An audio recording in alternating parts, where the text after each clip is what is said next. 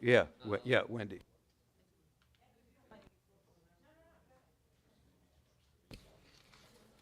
Good evening, everybody. Welcome to the Holmdel Township Committee meeting, Tuesday, February 22nd, 2022. I hereby announce that pursuant to Section 5 of the Open Public Meetings Act, that adequate notice of this meeting has been provided in the notice which was sent to the Asbury Park Press, the Two River Times, and posted on the bulletin board in Township Hall, and filed in the Township Clerk's office on January 5th, 2022. Mayor Bontempo is not here this evening. Mr. Santana? Here? Mr. Impreviduto? Here. Mr. Lucarelli? Here. Ms. Weber? Are we calling Kathy? Yes.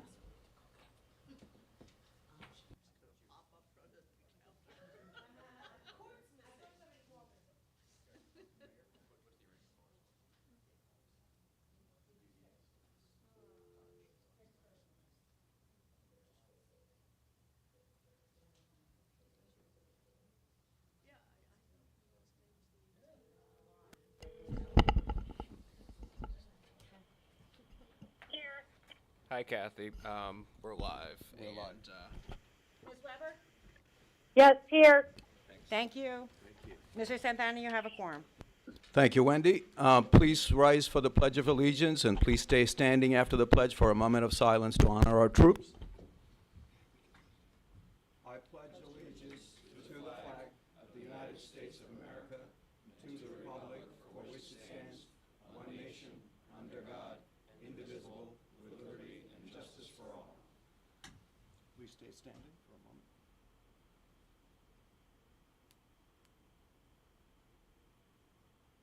Thank you. Please be seated. Okay. First order of business, I'd like to read a proclamation because it's been 165 years since Homedell was formally chartered. So let me read a proclamation. Oh. Got it? Perfect. Yeah, let me read the proclamation now. So, proclamation congratulating the Township of Homedell on the 165th anniversary of incorporation.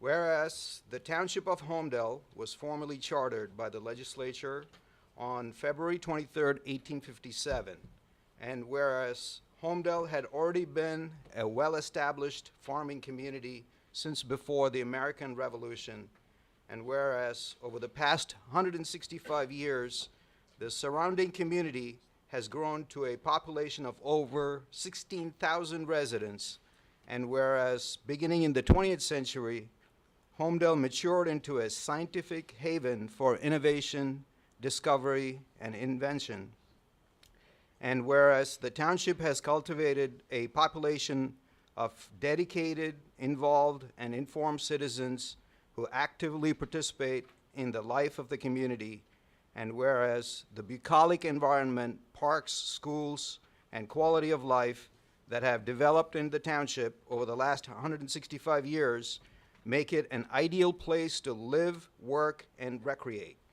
And whereas the residents and the governing body of the township consider Homedell to be the foremost of New Jersey municipalities, now therefore be it resolved by the mayor and township committee, congratulate the Township of Homedell and its residents on this anniversary and proclaim February 23rd to be a day of celebration within the township for the citizens, businesses, and the community at large. Be it further resolved that the Homedell Township Committee officially proclaims February 23rd to be Homedell Charter Day in the Township of Homedell to be commemorated by the residents of the township. Proclaim this day, 22nd of February, 2022. Thank you.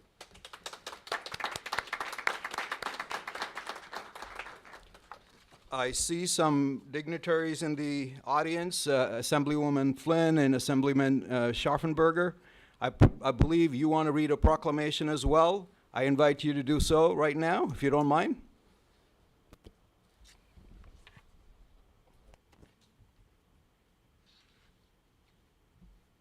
Thank you. Hello, everyone. It's good to see everyone in person. Everyone looks good. So, Yes, so tonight it's an honor on behalf of the state legislature. Jerry's here and myself. Declan was going to make it. I'm not sure if he walks in, so I apologize in advance, but I know you want to get to your busy agenda. We do have a proclamation to wish you happy birthday. And I know the schools are doing some great stuff too. Everyone's pretty excited that Homedell is already 165 years old and counting. So, Jerry, do you want to read? I just want to say something real quick. I want to congratulate everybody on this milestone, but I was under the impression Homedell was a lot older. I had done an archaeological project at the Holmdel Church, which was built in 1701. So, and I know the incorporation took a while and everything, but it's such a great town, it has such a great history. This is really an honor to be here. I'm going to You're welcome to turn around and face the audience if you want it. Yeah, just real quick. I don't know. there you go. Yeah, so we took a lot of this information and from the Historical Society, which was a great resource. I would encourage all residents to take a look at it. I mean, there's a lot of good information in there about everything that Homedell has accomplished. It's done a lot, not only for our state, but for our country. Yeah. And moving, things forward in innovative ways. So, and I'm sure it's going to continue to do so for the next 165 years. So do you want me to go ahead? Go ahead. I'll never be able to make that print out. It's the size of an aspirin bottle. I don't want to. So, on behalf of the Senate and General Assembly today, Senator O'Scanlan, Assemblyman Scharfenberger, and myself hereby will read along. Whereas the year of 2022 marks the 165th anniversary of the Township of Homedell, which was incorporated on February 23rd, 1857. And whereas the Senate and General Assembly of the State of New Jersey are pleased to acknowledge this notable occasion and commends the leaders and citizens of Homedell for the uncommon level of enthusiasm and zeal that they have demonstrated for the township throughout the many years. And whereas the earliest settlers of what is now known as Homedell arrived in 1664 and established a community for farming on its rolling hills, and whereas Homedell is the home to the groundbreaking Bell Labs, out of which many scientific discoveries and innovations were made throughout its history, including the discovery made in 1964 of the cosmic microwave background radiation, and confirmed the universe's explosive birth known as the Big Bang Theory, and resulted in the award of a Nobel Peace Prize in Physics. And whereas home to the PNC Arts Center and the New Jersey Vietnam Veterans Memorial, Homedell has been guided by its citizens of character and public spiritness, and its leaders of today continue the township's tradition of effective government. And whereas throughout its history, Homedell has been recognized for its desirable location and for its reputation as an excellent community to live, work, and play due to its renowned public school district for students in pre-K through grade 12, vast swaths of open flat terrain, and large public parks that surround all of its neighborhoods throughout the town, and easy access to public transportation. And whereas it's altogether proper and fitting for the New Jersey legislature to salute the people of the Township of Homedell as they celebrate their successful participation in the history of New Jersey and our nation. And now therefore be it resolved by the Senate and the General Assembly of the State of New Jersey that the legislature hereby honors and congratulates the citizens of Homedell in recognition of their township's 165th anniversary, and extends its best wishes and continued success and prosperity in the decades to come. And be it further resolved that a duly authenticated copy of this resolution, signed by the Senate President and the Assembly Speaker and tested by the Senate Secretary and Assembly Clerk, be transmitted to the Township of Homedell. And that's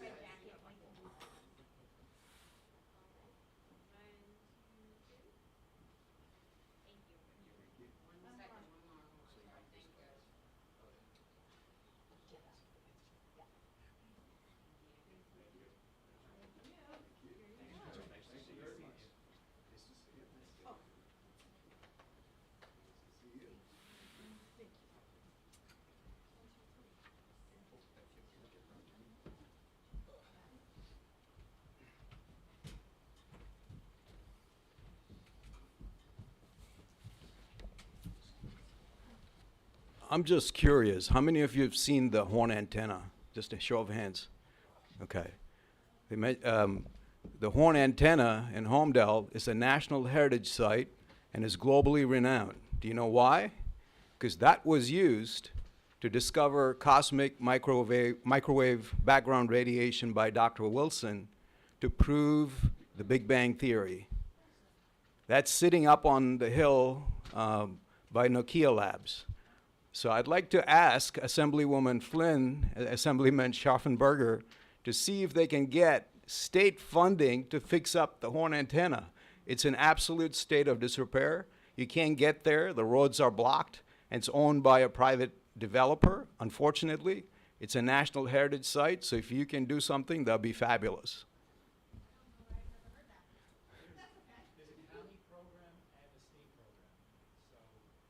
Great. Yeah, that'd be great. That'd be great. Thank you.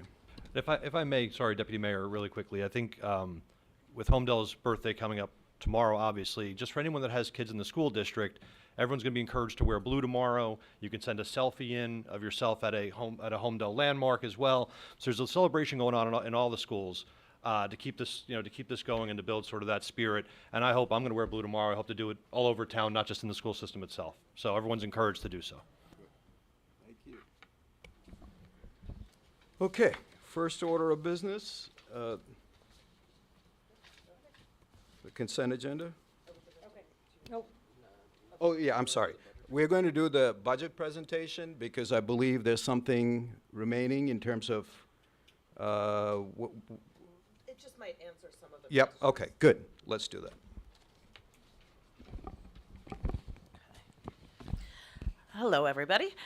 So I had asked the deputy mayor if he minded allowing me to do the budget presentation at the beginning of the meeting because there might be some questions that come up prior to where it's listed in the agenda. So thank you for your indulgence. I'm also going to say that I will run through this a little bit quickly. For those of you that participated in our meeting last week, there's some repeat information, and so I apologize for saying it twice, but. So highlights and accomplishments from last year. Again, those of you that watched last week, you've seen some of these. We had a flat tax rate. Very importantly, we maintained our AAA rating. We were able to permanently finance almost $16 million worth of debt with a net interest cost after premium of 1.69%, which is pretty impressive. We received a number of grants last year, including a grant from the Monmouth County Open Space Fund for $114,000 to complete the pedestrian and bike pathway that our TABS committee worked diligently on, and Barbara Kovaleski in my office worked diligently on. We also received $50,000 to go toward engineering costs with improvements at the swim club. Almost $26,000 from our recycling tonnage grant. We completed inspections despite continued COVID challenges, so we did complete a third of the inspections, which was our goal. And we capitalized on a lot of procurement method opportunities, which ended up saving the municipality greatly. Things like our annual janitorial services or new copiers, which we creatively were able to procure at a much reduced rate. So some public safety highlights. Our police department, and I see our soon-to-be acting chief is here, received accreditation after a very long, lengthy process, and that's something that's optional, and the department went ahead and sought that accreditation, and we'll have to keep that up every year. The police department also implemented the body-worn camera program, which had been a multi-year process. We are almost complete with the firehouse. And we're also in the process of doing design and renovations for the police locker rooms and the first aid building. We have a ladder truck, which we might get hopefully next year. We ordered it last year, so we're hoping we get it next year. And both first aid and fire have increased volunteerism greatly. Some operational, practical things that the public doesn't necessarily see, but our IT director has been working hard. We have integrated cloud backup We deployed Office 365, which makes our municipality pretty secure, among other things that we have done.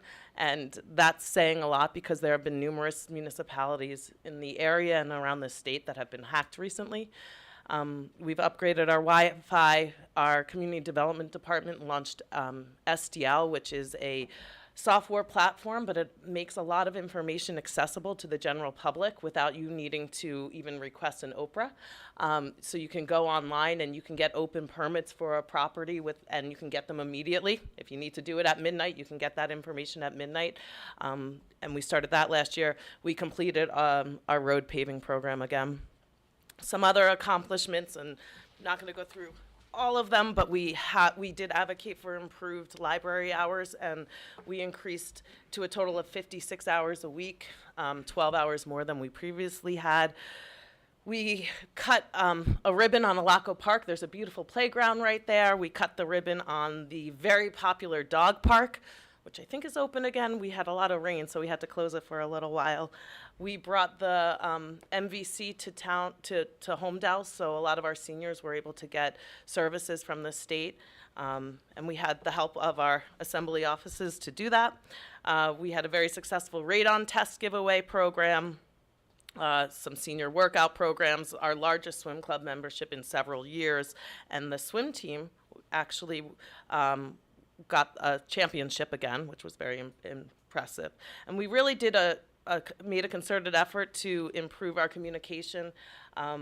We have almost 1,000 Instagram followers in the first year of the launch. We've been retweeted by national organizations. Our Facebook engagement has increased. In the police department as well, their public communication in almost all platforms, they've increased by at least 10% over in the past year, and we continue to grow with all of these. We had fun doing a lot of things, and again, despite COVID was still here a year ago, it's still here now. We had a successful socially distant Easter egg hunt. We had a community cleanup, summer barbecues, Valentine's Day for our seniors. We had our very successful Drive Boo, which was a very creative way of having a socially distanced event that we started in 2020. Our rec department, they are fantastic and came up with this great idea, and I think we'll have it for years to come, even without COVID, hopefully.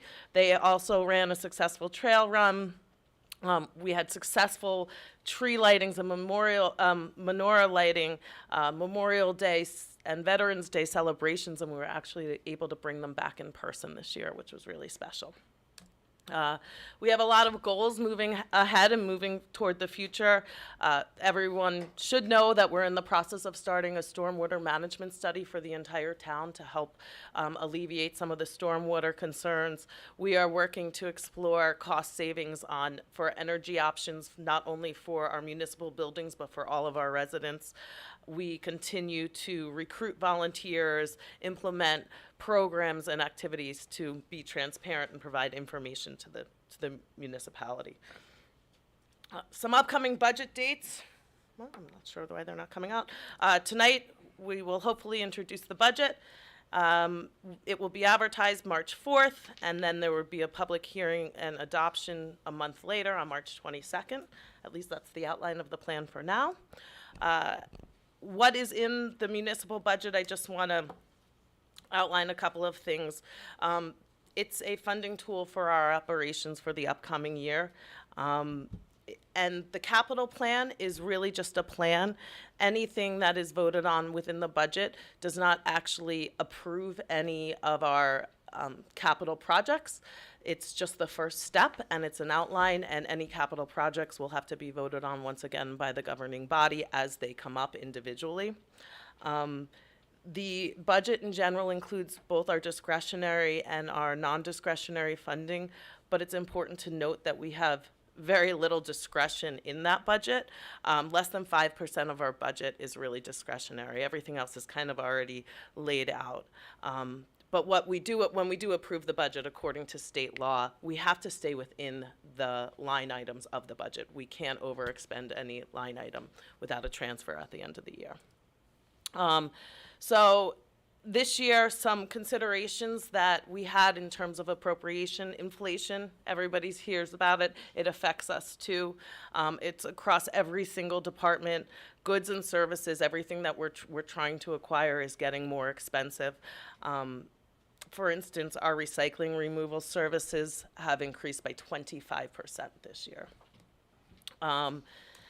The supply chain issues, it's also a timing thing. As I mentioned, we ordered a fire truck last year, and I hope to get it, maybe this year, probably next year. So we're struggling with that as well, and so oftentimes we're making expenditures early so that we know we can have them when we need them. The copiers that I discussed earlier, we ordered in, I want to say October or November, and they're still not here yet. Our municipal serial bond obligations are increasing over 20%. That is because we did permanently finance a lot of that debt, but that 20% is over $500,000. Our interest on bonds is also increasing 40%. We have significant pension contributions. Again, this is something that we don't get to choose and we can't change, and those are increasing 8.72%. Which is nearly $150,000. I do want to note that our shared services agreement, last year we entered into a shared services agreement with Colts Neck for our court services. We still have our own independent court. We still appoint our judge, our prosecutor, our public defender. We still collect all of the fees into Holmdel Township, but we shared administrative services, and that reduced our overall budget approximately $200,000 annually, maybe a little bit more. So having that shared service really lowered our appropriations in that sense. We do have a lot of additional IT maintenance costs. For instance, we recently did a radio upgrade project, and there's a new ongoing maintenance software or maintenance cost that we have for that, and they just continue to grow to increase. But IT security is ever so important. Unfortunately, a lot of our neighboring towns have learned that the hard way, where they have to make very large ransom payments or don't have access to their files for weeks in some cases. And there are staffing considerations that really need to be taken into account in today's market. It's an employees market. It's hard to find people. We have lost a lot of employees through attrition recently. And also minimum wage is increasing. So we had to consider that in our appropriations this year. This is kind of a breakdown of appropriations, and I'm sure that everyone can't read that small type on the screen, but I do post this every year. So 37% of our appropriations are salaries and wages. The 28% are other expenses, 11% are statutory. We have about 4% toward our capital improvement fund this year. Debt service is about 16%, and then we have about 4% for uncollected taxes. So that's kind of a chart, and again, this gets posted online for anyone who wants to look at it more closely. The appropriations cap, this is by state law. We're limited in our appropriations to 2.5% or the cost of living, whichever is less. In Homedell, our bank available at the end of the day, our maximum allowable was a little 21.8 million. The proposed budget inside of CAPS is a little less than 21 million, so we have about 943,000 of bank available. Revenue, some things to consider, our shared services. Just as we reduced our appropriations with shared services, we bring in a very significant amount of money through shared services with other towns for our CFO services, mostly. We have shared service agreements with Seabright, Lakehurst, Allenhurst, and we provide financial administration services for those towns. Our offices do a fantastic job, and that helps bring in additional revenue. We also have a shared services with Colts Neck for our composting, so again, brings in additional revenue. Our pilot, we realized a significantly greater amount of pilot this year than we had anticipated, and we've taken that into consideration for this year's budget. And then the surplus, again, because we realized a greater amount of pilot, we have more surplus available to us.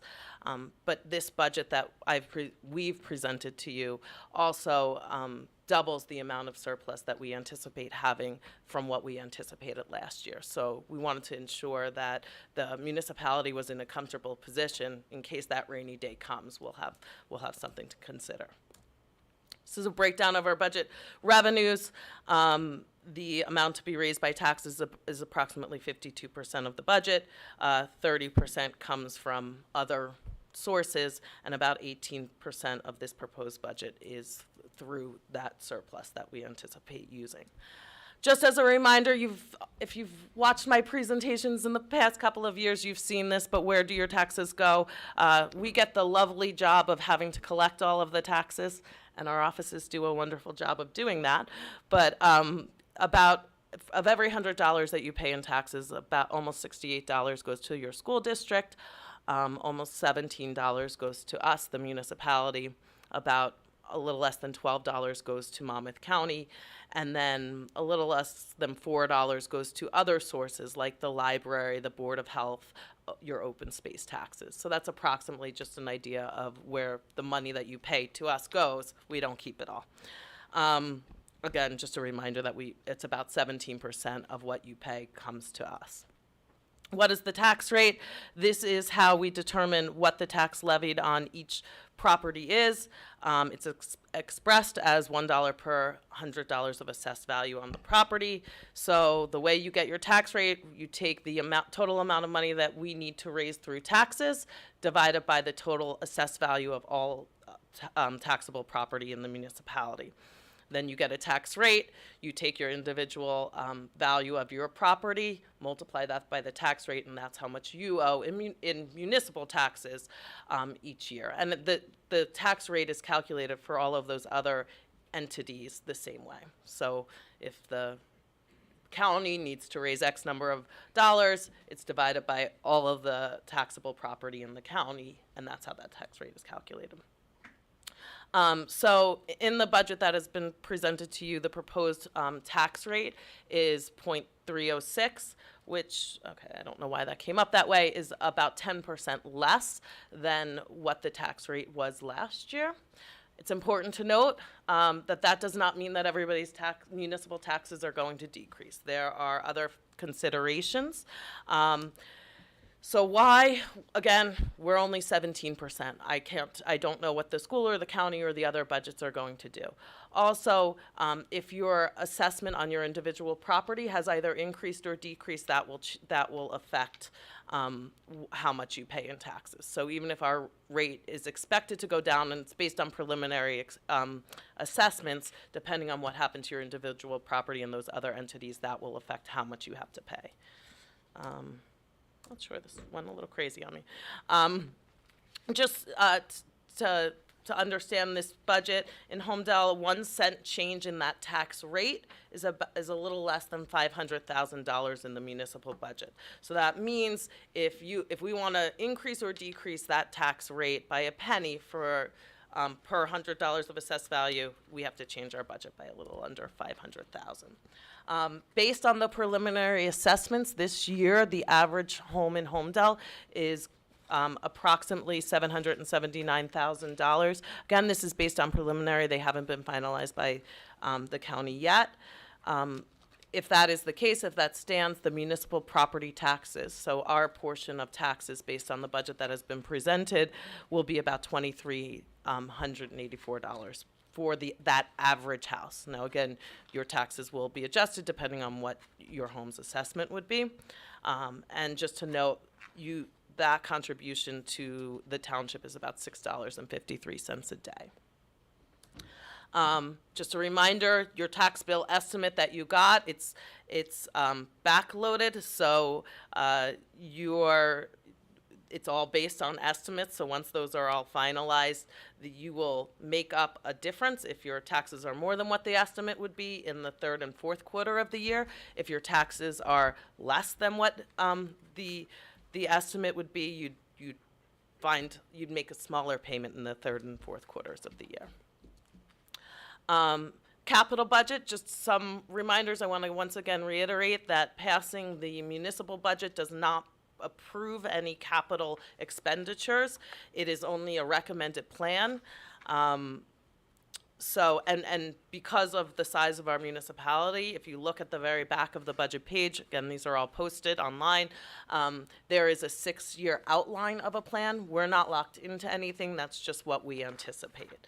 Not sure why this is going crazy on me.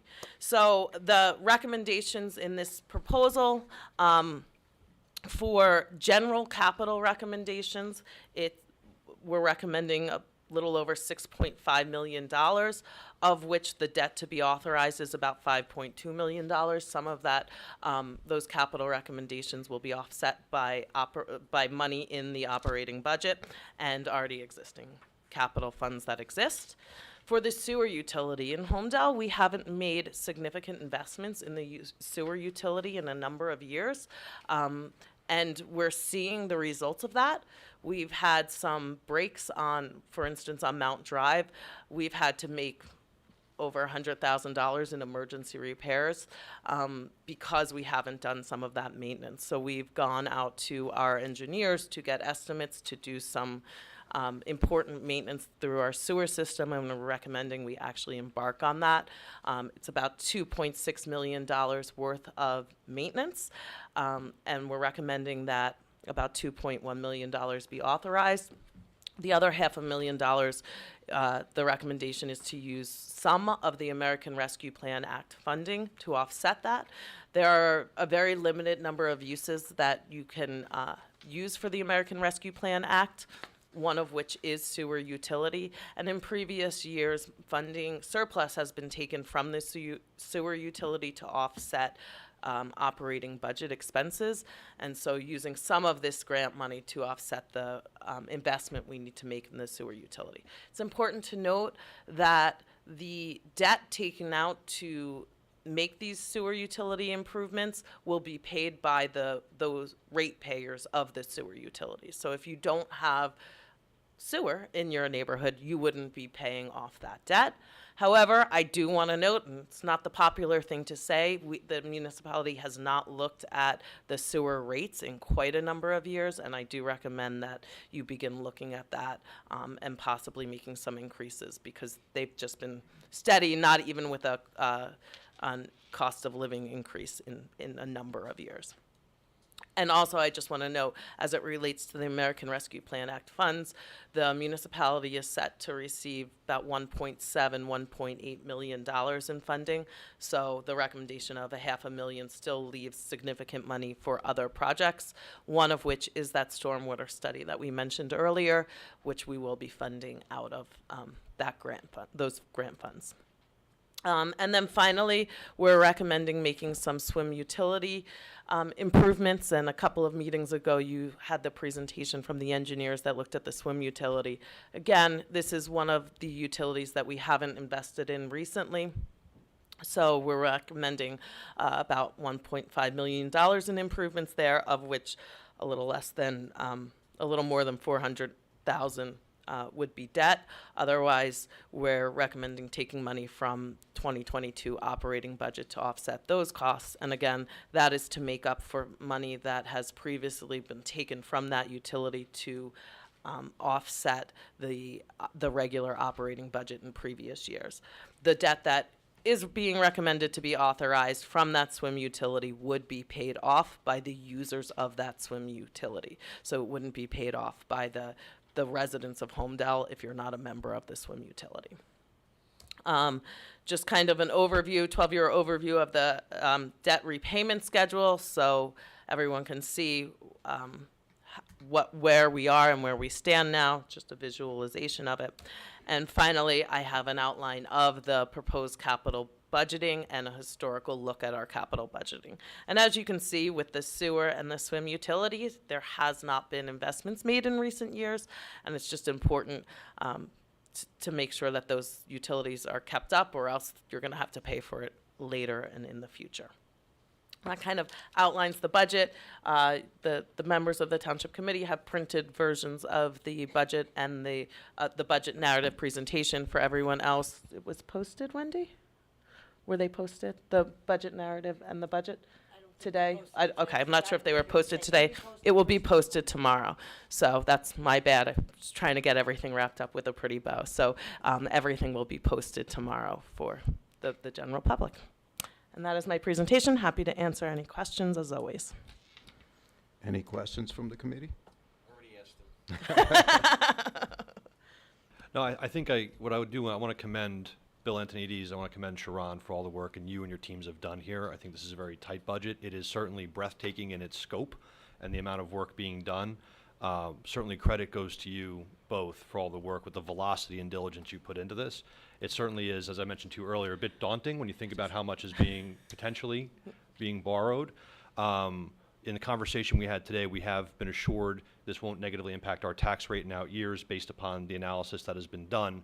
So our residents should not feel this in their pockets, which is an important, I would argue, possibly the most important aspect of this.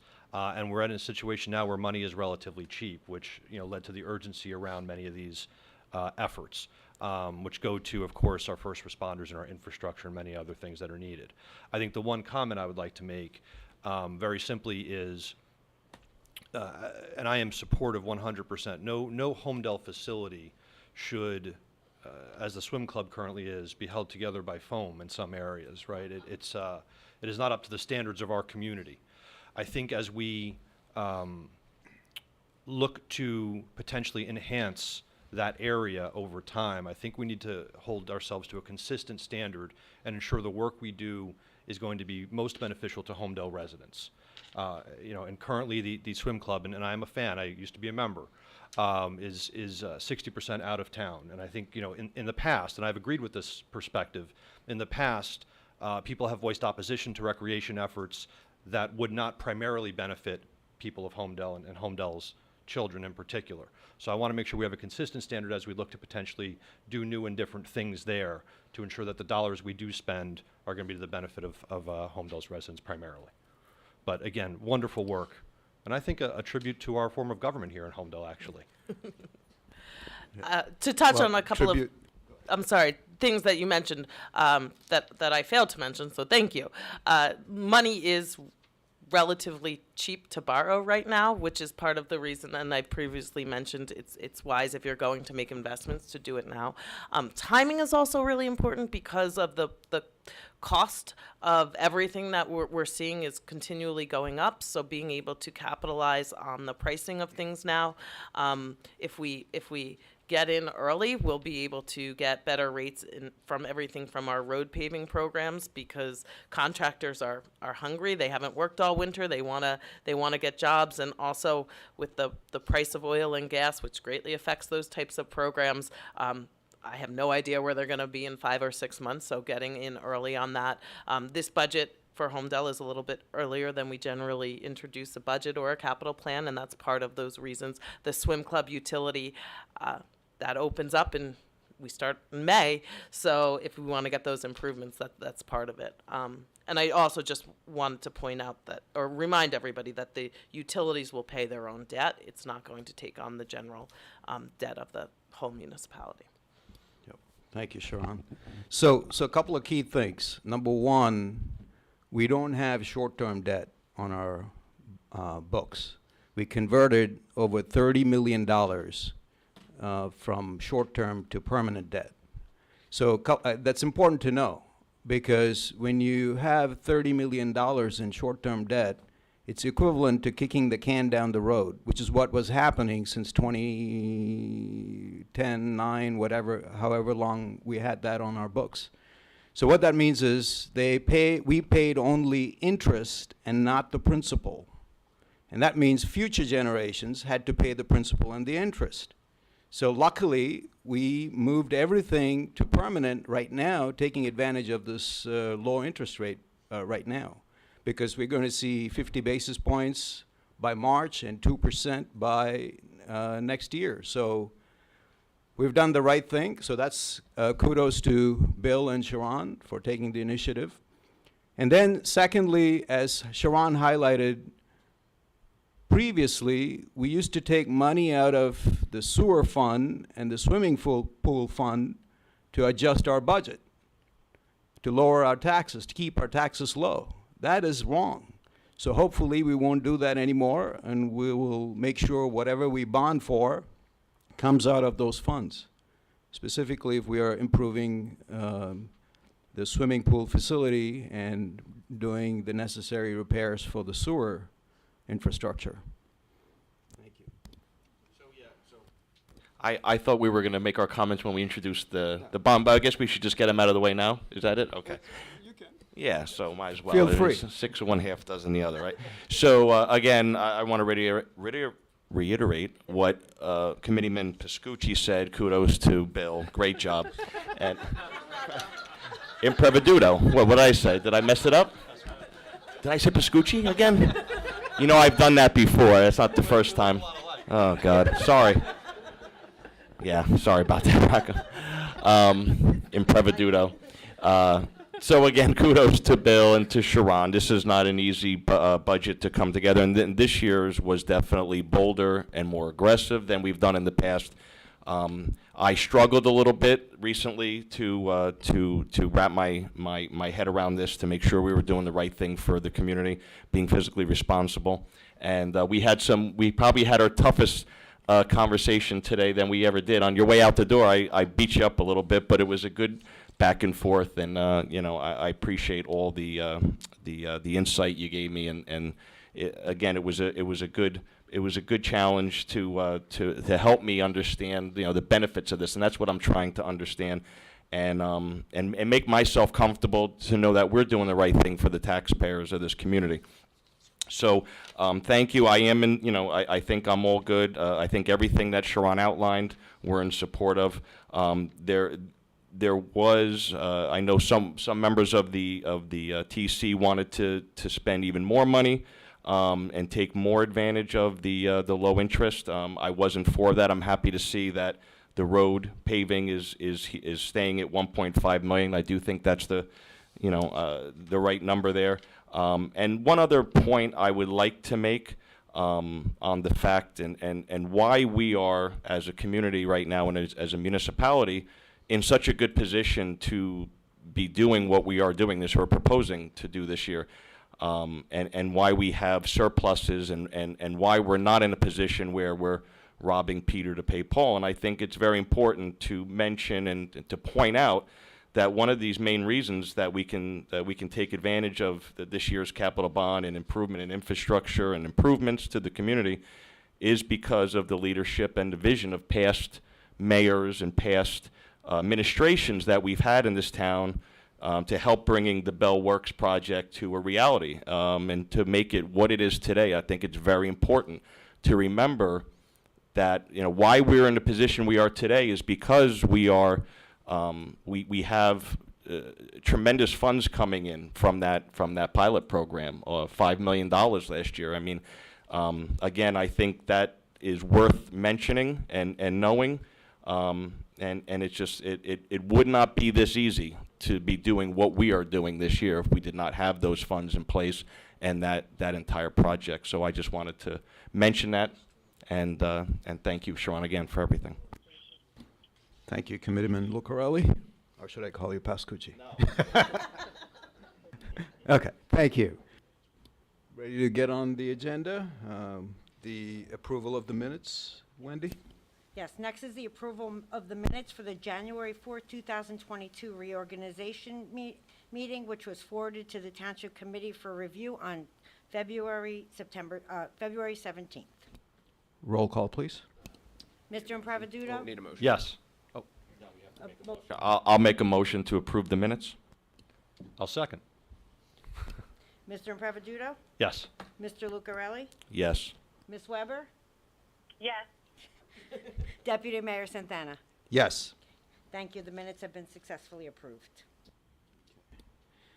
So now we move on to the consent agenda. So now is the time for public comment. Agenda items only, please. Let me first call our former committeeman and mayor.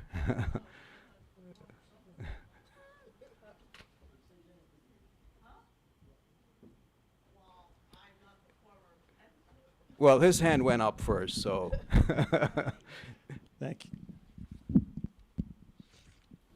Tom Curtelli, 7 Hayward Hills Drive. Hi, Wendy. Hi, Sharon. Hello. Michael. Deputy Mayor and committeemen. Nice to see you. Anybody miss me up there? No? On the agenda tonight, you're awarding a contract for a temporary or an interim business manager at $14,000 a month. So I'm going to use that topic to acknowledge my friend, Miss Roundtree, who has done an outstanding job for this town in just over 2 years. I remember when we interviewed you in 2019, Dr. Pascucci and I, actually, truly Dr. Pascucci and I, and the mayor's not here tonight, he was in the room, we knew you were a superstar right out of the gate. So I just want to say that we appreciate everything you've done, both as a committee person and now as a resident, that we're going to miss you. And we have huge shoes to fill, guys. Yes. And Ms. Weber, I'm sorry, I don't mean to ignore you. I don't see you up there, but I guess you're on the phone. Good luck with the search. Yeah. I think it's wise that you're bringing somebody in and not rushing to judgment, because it's thin pickings out there. So now that you're in my world, real estate development, we should get together sometime. Absolutely. Sharon, good luck to you. Thank you very much. Thank you. Mr. Curtelli? Yes, please.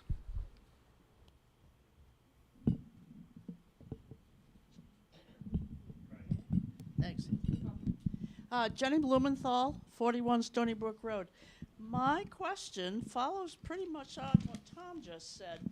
According to the agenda, you will be appointing somebody called Thomas Henshaw as the interim. Aha! Yeah. Aha.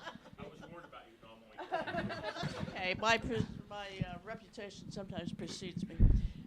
So my question is, and maybe you'll answer this later, is what is your background, and will you be anywhere as good as Sharon? And how many hours a week are you planning on being here in town? We'll get to that. Please ask your questions. We'll get to that because That I was do my want it. question. Okay, great. We wanted to make I was going sure to that introduce we had somebody Tom. that could even fill one of her shoes. Well, there's 2 reasons. First of all, I don't wear high heels. And second of all, she did a great job, I have to tell you. I've been doing this for over 25 years. She did a fantastic job for the community. The budget's incredible, what she did, I got to tell you.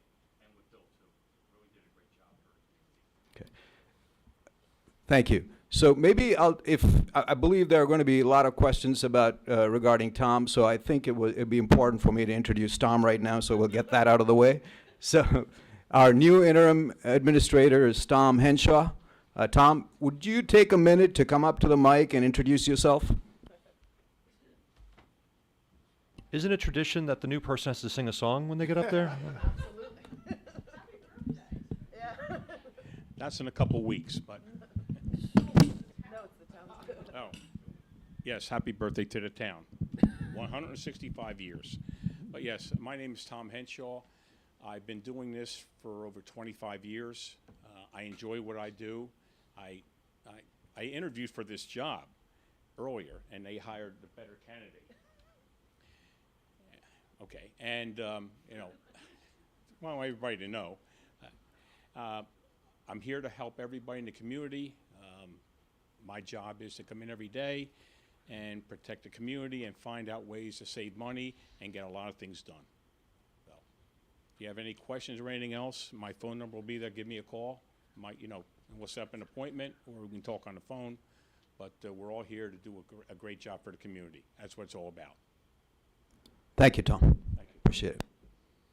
Okay. Yes, sir.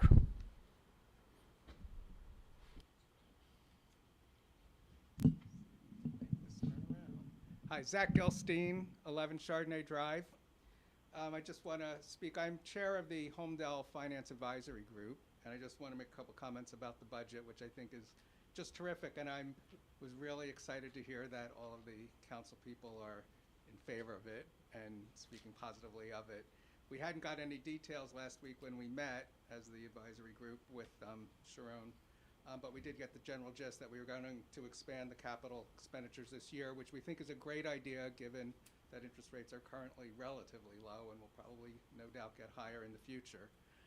So I think that's great, and just been a terrific job. The other thing I just wanted to say as chair of the committee is it's just been marvelous working with Sharon and with Bill.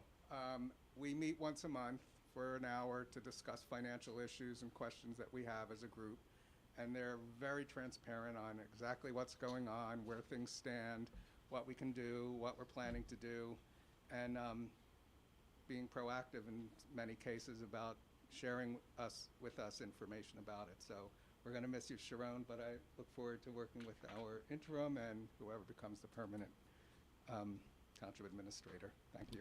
Thank you. Anyone else? No questions? Oh, yes, please.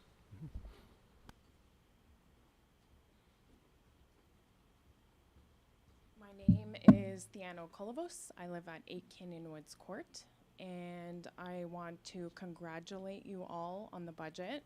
I think you guys did a wonderful job. I've been living here in town for 2 years, and I come from a family of bankers, and to see those numbers, I want to applaud you guys.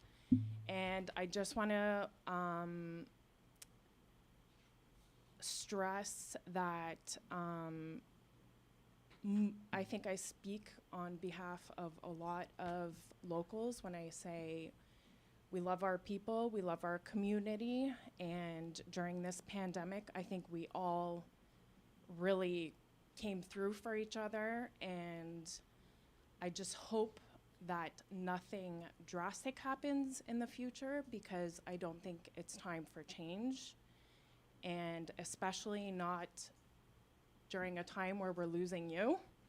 And, you know, we're coming at the end of a pandemic, hopefully, and things are still changing daily, hourly almost. And I would just hate for us to lose this momentum. And thank you very much, and I applaud you once more, and you guys will be seeing a lot of me. Thank you. Appreciate it. Anyone else? Questions on the consent agenda? Seeing none. Do I have a motion? Could I make a comment? Sure. Deputy? So I was surprised, happily surprised, and I wanted to just make another little shout out, not that Sharon's getting enough this tonight, but one of the items in the consent agenda here, this Governor's Council on Alcoholism and Drug Abuse. Not to get too personal, but last week I lost a friend, someone I grew up with, went to high school with, to alcoholism.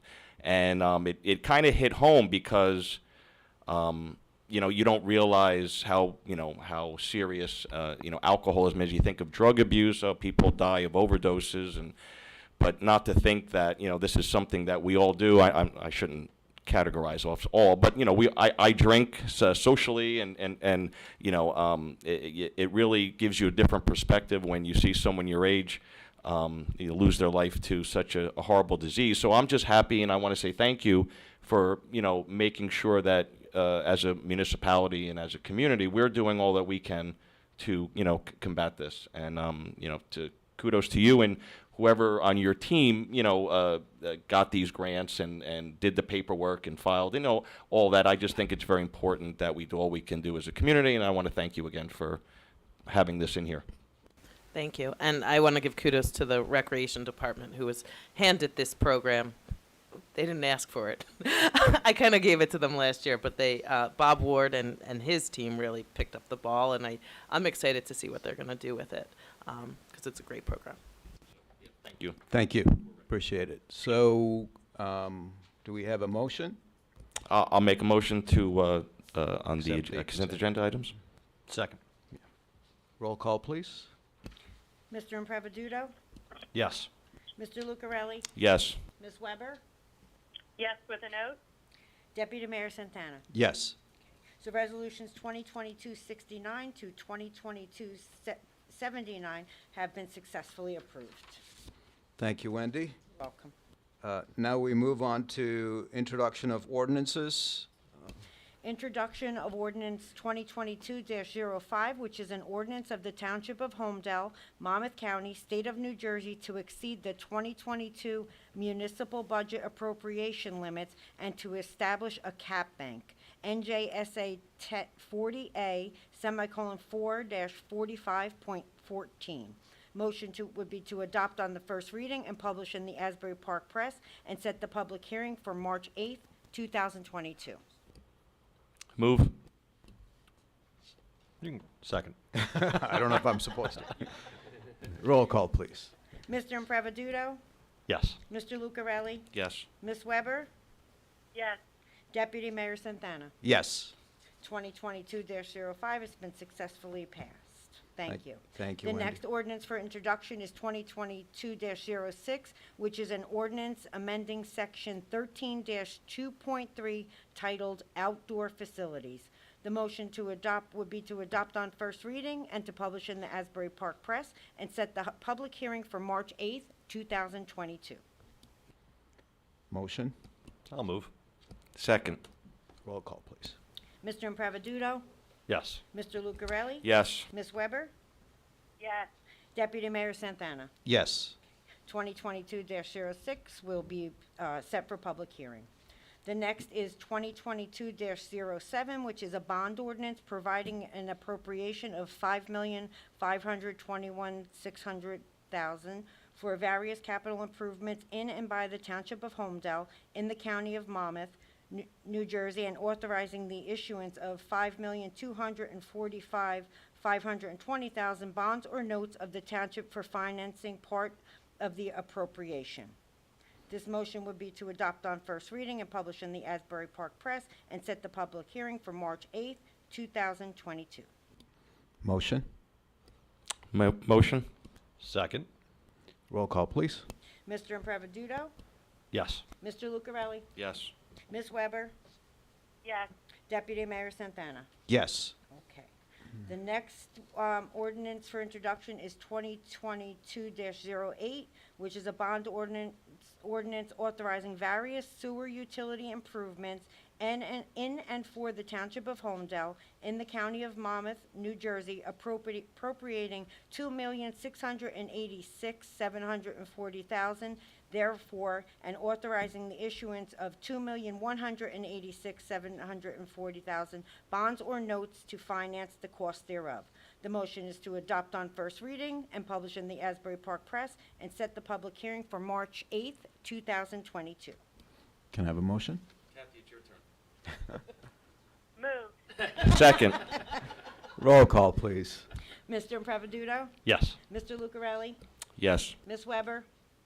yes, Deputy Mayor Santana? Yes. Okay. Thank you, Wendy. You're welcome. And the next ordinance is 2022-09, which is a bond ordinance authorizing various swimming pool utility improvements in and for the Township of Homedell in the County of Monmouth, New Jersey, appropriating $445,800,000, therefore, and authorizing the issuance of $423,510 bonds or notes to finance the cost thereof. The motion is to adopt on the first reading and publish in the Asbury Park Press and set the public hearing for March 8th, 2022. Motion, please. Second. Roll call, please. Mr. Impreviduto? Yes. Mr. Lucarelli? Yes. Ms. Weber? yes, Deputy Mayor Santana? Yes. Okay. Next, we move on to hearings on ordinances. Hearing on ordinance 2022-03, which is an ordinance establishing section 17-1 titled Excavations in Streets. Is there a public comments on bond ordinance 2022-03?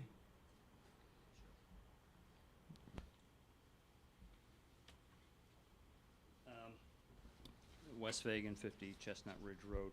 We're talking about this ordinance 2203, right? Yeah.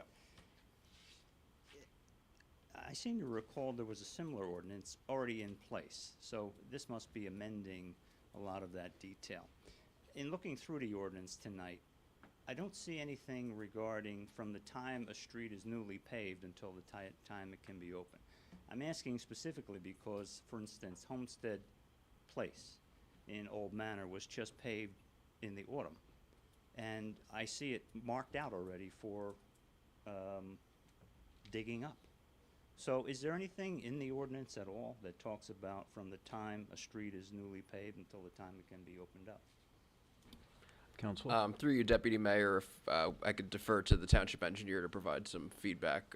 I believe this ordinance was narrowly tailored to address a specific issue, but, you know, there could certainly be conversation about other issues. Thank you, Deputy Mayor. Yeah, this ordinance, the change to this ordinance is intended to address utility companies mainly, water companies, gas companies who come into town and replace their water mains or sewer or just, you know, services to individual homes, and you're left with a bunch of trenches in the road. So what this ordinance does is that it requires them to come back after a period of time to repave the road, so you don't have, you know, reverse speed bumps basically when trenches settle. There is language in the ordinance that talks about a 5-year moratorium when any town road is paved, and there's language in this ordinance to address if happens to be an emergency opening, how the road is supposed to be repaved after that. Yeah. Isn't there a language that says that they have to pave from curb to curb? Yes. This is the one, right? Yeah. So you're saying that there's a 5-year moratorium from the time it's paved until the time it can be opened, unless it's some form of emergency. Yes, and there is language in there that gives the town some ability to use their discretion on what is required by whoever's opening up the road. Right. Thank you. Thank you. Any other public comment on or question on Ordinance 2203? Seeing none, I close public portion. Do we have a Make a motion. Second. roll call, please? Mr. Improviduto? Yes. Mr. Lucarelli? Yes. Ms. Weber? yes, Deputy Mayor Santana? Yes. Ordinance 2022-03 has been successfully passed. Okay, the next hearing is for Ordinance 2022-04, which is a salary ordinance for non-aligned employees. Okay, open public comment portion. Any questions on this? Seeing none, I close public portion. Do I have a motion to adopt? Move. Second. Roll call, please. Mr. Improviduto? Yes. Mr. Lucarelli? Yes. Ms. Weber? yes, Deputy Mayor Santana? Yes. Okay, 2022-04 has been successfully passed. Thank you. Thank you, Wendy. Okay, we move on to departments. This is the time we get all the updates. I'll start with the administrator, or the outgoing administrator, Sharon Roundtree. My report is really the budget presentation. I want to thank Bill very much for everything he does. He's an amazing CFO, and the town's very lucky to have him. And then just to all of the residents and to the members of the Township Committee, thank you. You have been more than welcoming and supportive, and it's been a pleasure to work here in Homedell. I am so impressed by the residents and the dedication to this town, and it's just quite an impressive town. So it's been a wonderful experience, and I thank you. So I'm actually glad that the mayor is not here today, because I get to read the proclamation for Sharon Roundtree. So let me just turn this on first. I'm sure you've heard from the others as well, other residents, that she's been an exemplary employee of the town and has served the town really well and has set the bar really high. And I don't think we've ever had an administrator this good. We've been very lucky. And I personally have, in the corporate world, haven't come across individuals like Sharon as often as you think you would. So anyway, Sharon, you've been fabulous, but let me first read the proclamation.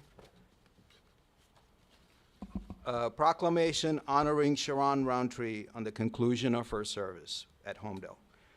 whereas Sharon Roundtree was appointed as Township Administrator of Holmdel Township on November 12, 2019, and whereas Sharon came to Homedell with broad experience in municipal and local government management, including Rahway City, Eatontown Borough, and the County of Union, and whereas Sharon took the helm immediately prior to the arrival of COVID-19 pandemic, and under the direction of the committee, coordinated a public health information program, employee safety protocols, and public vaccination assistance program. And whereas Sharon was commended by the township for her stellar work in preparing and introducing the annual budget, and whereas Sharon oversaw the groundbreaking and construction of a new firehouse for the township, and whereas Sharon initiated projects that regularly engaged with our community partners, including Bell Works, Bayshore Medical Center, Naval Weapons Station Earl, and the Alexander Ching Dog Park, and whereas Sharon's leadership, advice, and support will be greatly missed by her colleagues, now therefore be it resolved by the Mayor and Township Committee of the Township of Homedell that sincere thanks be given to Sharon Roundtree for her years of service to the Township of Homedell. Be it further resolved that the Township Committee, professional staff, Township employees, and all the residents honor and salute Sharon for her hard work and dedication, and wish her good health and happiness in all her future endeavors.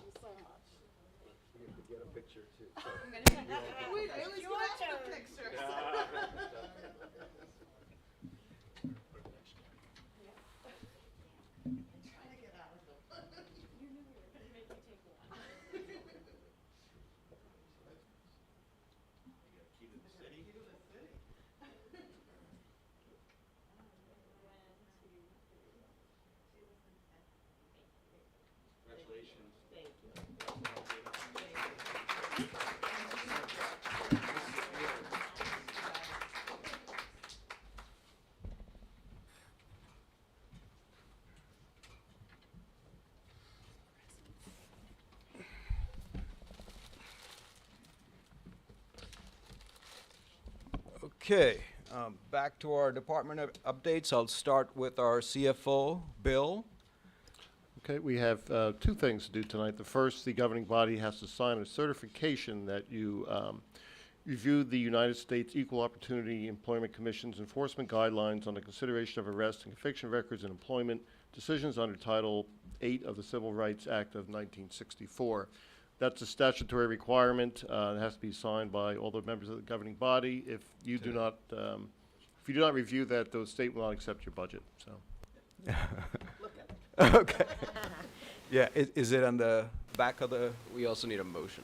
We need a motion for Yeah, the a motion, resolution to pass and then you the have to, resolution. everybody has to sign it. We have to submit that with the introduced budget to the state. I'll make the motion, and I've actually read every word of it. Thank you, Kathy. Thank you. Second. Roll call, please. Mr. Impreviduto? Yes. Mr. Lucarelli? Yes. Ms. Weber? Yes, Deputy Mayor Santana? Yes. Okay, Resolution 2022-80 has been successfully passed, and I will get it to the governing body for signatures. Thank you. Okay. We have a second resolution, which is the introduction of the budget. Ms. Roundtree did make a great presentation. Just want to add a couple more comments. The increase in the fund balance went from $1 million close to $2 million. And again, that's very good for a AAA rating to maintain that. One of the savings we had this past year was from the employee group insurance. If you remember last year, we went from a private plan to a state health benefits plan.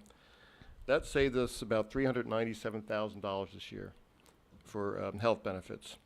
Also this year, we're starting to accumulate, we're allowed to accumulate funds for accumulated absences. When people leave the employment of the township, they can get up to $15,000. We've never put money aside for that. This year, putting $90,000 to start funding that liability.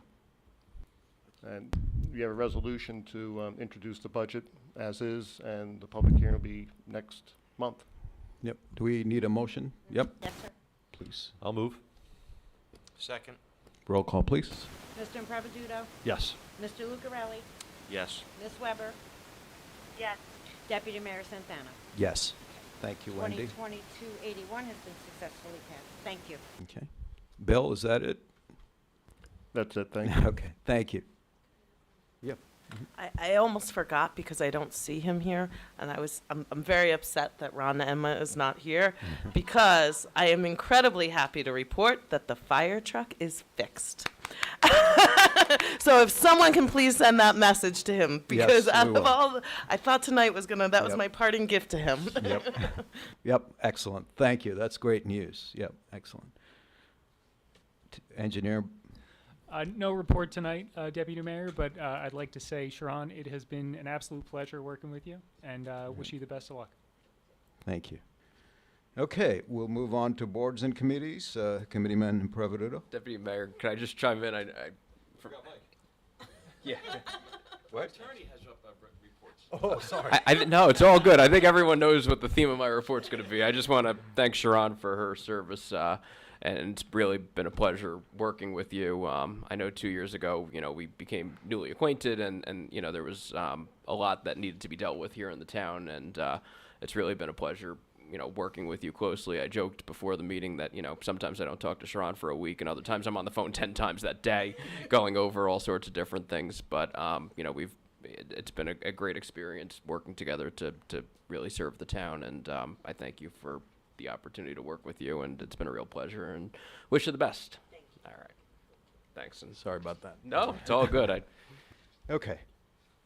Sure. So for community development, I met with Steve Winters Friday for about an hour just to talk about sort of the mechanics of the role and as the liaison where I can help and lean in. We've put some ideas together, certainly ways in which I can help better engage the community and get some feedback that we can report back there as well. So I think there's nothing material to report other than it was a good conversation. I think we have some action items to explore, and I think you'll be hearing certainly from me in a little bit of a different capacity in relation to that over time. Thank you. Thank you. Committeeman Lucarelli. Thank you, Deputy Mayor. So, again, Sharon, it was a pleasure working with you these last year. I never had anything to compare you against, but from my personal experience, it was a sincere pleasure. You were great. Anytime I needed to talk or anything, you were always very responsive and informative, and that's all we can ask, and I appreciate that. In regards, and I wish you the best on your endeavors. And in regards to Public Works, I have no updates, but I do, now that our capital budget looks like it's on the road to getting passed, I do plan on meeting with Victor Stevens to go over the streets and the list for the paving. So I do intend to reach out to him, and I'll loop Tom in, and I'd like to sit down with him and go through that list of for the paving in town. So Yeah. I plan on that. Hopefully this year's list and next year's list, right? No, we need to post 2 years. That's what we've been doing. Okay. Committeewoman Weber, any reports, updates? Yes, please. Yes, please. I actually have a couple committee reports, but I will hold those till I'm there in person again. I regret that I cannot be in person tonight, but I do want to say a few words with respect to our township administrator, Sharon Roundtree. I am incredibly grateful for her leadership, her expertise, and her professionalism, which I think we all agree on. But I would add to that she has brought a humanity to this position, and that I really am profoundly thankful for that sense of warmth that she has conveyed to the residents of our town, while being able to take many of our ideas and needs and translate them into reality in lightning speed. I feel like we have been able to accomplish more in the last several years than we have in quite some time, and I will personally give the credit to that to Sharon. We're going to miss you, and I just want to wish you all the best because you deserve it. Thank you. Thank you, Committeewoman Weber. And again, all I have to say is we're going to miss you. As you can see, the entire town is in tears. Yeah. So, all the best to you. Yeah. Thank you. Let's see, what else do we have here? I think we're done, so we'll open up for public comments from the people over there. Yes, please. General comments, questions? Zach Gilstein, 11 Chardonnay Drive in Homedell. So I just have a question about the budget. I don't know what's in it yet because I guess it hasn't been published yet. But I just wanted to know whether there will be monies in the budget to support the special counsel that we had hired to help fight this gas repeater station on Homedell Road. I hope that that's in there so that we will continue that good fight. I know we're still expecting, I don't know whether you have any update on some ruling from the judge, but I'm sure we will want to appeal it if they rule against us.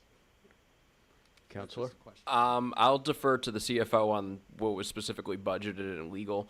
I do want to note for the public's benefit, though, that the agenda that was posted to the website does contain the budget document, and that is the actual budget that's considered and published and sent to the state if approved by the Township Committee. So the budget is out there for consumption. The state calls it the user-friendly budget. It's not user-friendly, but that's what the state calls it. So, but, you know, that's what we have to provide. So that is out there. Just to add to that, the narrative that I generally write is also posted. Wendy's so good she doesn't even know it. So both the budget and that narrative that generally goes along with it are both published for the public. And there is money available in special litigation for that. Yep. Any other questions from the public? Yes, ma'am.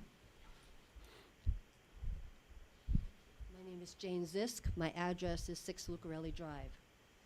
I have serious concerns regarding the impartiality of Homedell Zoning Board Chair Ralph Blumenthal on the use variance application submitted by UMC to build and operate a dementia center on Potter's Farm property. I tried to raise my concerns at the February 16th virtual zoning board meeting but was muted. I fear that if I wait to make my concerns known until after all testimony is given, which could take several more months, it will be too late and irreparable damage will have been done to the operation and reputation of the zoning board as well as to the property in question. Because the mayor appoints the zoning board, I'm following the chain of command and in good faith bringing my concerns to the town committee and to Mayor Buontempo. I attended the zoning board's walkthrough of Potter's Farm on November 6, 2021. I wrote my name on the attendance list so my presence can be verified. I heard Ralph Blumenthal and another gentleman agree on how they would change the location of the emergency entrance. They did not agree to request a modification to the proposed plan, should the use variance be granted. They agreed to change the building plans. I was dismayed to hear the zoning board chair speaking as though the approval for the use variance was a done deal, rather than still under consideration. I also spoke with a woman who introduced herself as Jenny, Ralph Blumenthal's wife, who's here this evening. Mrs. Blumenthal was very enthusiastic about the project, describing how this dementia center will be unique in New Jersey and how wonderful it will be for the patients. I said I understood there would be no tax revenue. Referring to herself and her husband, she responded, quote, "We are members of the United Methodist Church," unquote, and explained that the UMC would be giving a $95,000 donation in lieu of taxes, following up with, quote, "Don't worry, you'll love it when it's done," unquote. Again, I was troubled that the zoning board chair's wife was speaking as if the use variance was already granted and development would simply go forward without question. Both Chair Blumenthal and his wife have revealed through their actions that they are steadfastly biased and unshakably in favor of the use variance application while it's still in the process of being presented. I'm aware of the many volunteer hours that both Blumenthals give to Homedell. Mr. Blumenthal is a founding trustee of Homedell's FOHOS, and both Mr. and Mrs. Blumenthal are active in Homedell CLU. In fact, Mrs. Blumenthal is its current VP for Public Affairs. Because of their involvement, I find it noteworthy and very curious that both organizations, which have historically been proponents of open space preservation, have been silent regarding this use variance application and proposed development. Given all of the above, I believe that Zoning Board Chair Blumenthal ought to immediately recuse himself from this use variance application process or be immediately removed from the zoning board. I thank you for your consideration of this very important matter. Thank you, ma'am. Thank you.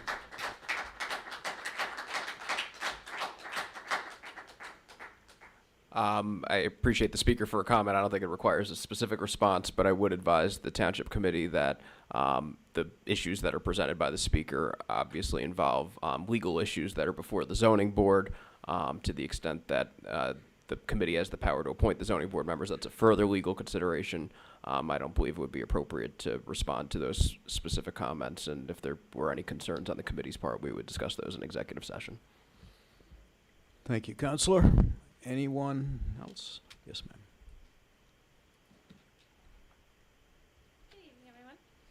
Congratulations, and I wish you the best of luck in all your future endeavors. I hear you were great for the town. Everyone seemed to be a big hit.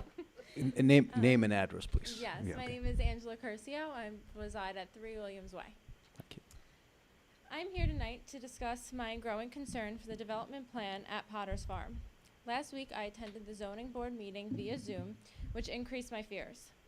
First, the United Methodist Church agreed to a deed restriction not to open the back of the property onto Country View Road, part of the Country Woods neighborhood. This, however, can be quickly thrown to the curb by the use of eminent domain, which allows the condemnation of any piece of land for public use. New Jersey, as one of the states with the most lenient eminent domain laws, will allow for the taking of land for any necessary purpose or for lack of proper utilization. This is a very easy and winnable argument for the state to allow access through the country woods for ambulances to make it necessary to save just one of the prospective residents' lives.